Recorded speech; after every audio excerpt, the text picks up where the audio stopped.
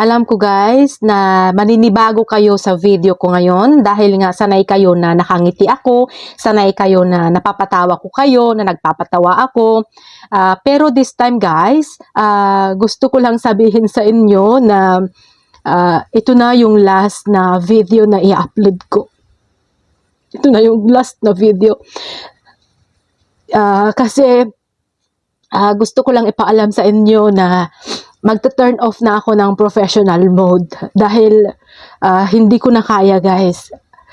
Mahirap yung magkaroon ka ng basher.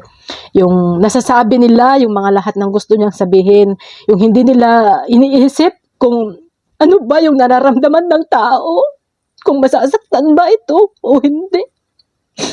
Kasi ako guys, yung mga ano nyo, mga pambabas ninyo, tagos sa puso. Tagos sa puso. Hindi ko na kaya guys. Hindi ko na kaya talaga. Kaya mas maganda talaga pala na maging private yung buhay natin. Kaya naisipan ko na i-turn off na itong professional mode ko kasi wala din.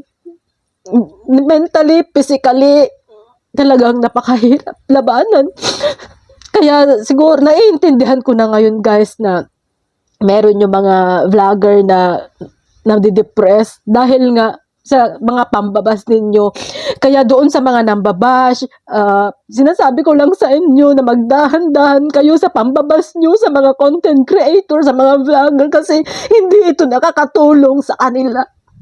Hindi ito nakakatulong guys, kaya dapat pag nambash kayo, dapat yung sakto lang, huwag sobra. Pero kaya ito ngayon, magta-turn off na ako ng professional mode ko. Pero bago ko i-turn off yung professional mode ko, tingnan ko muna kung ilang minutes na ba. Ay, Diyos ko, mahigit 1 minute na pala. Okay na pala to. Okay na ba to, sis? So yan, siya ang may kasalanan guys, hindi ako. Sabi niya magdrama daw ako, tinry ko. Ayun talaga, lumuha talaga ako guys. Grabe, tumulo talaga yung luha ko ba.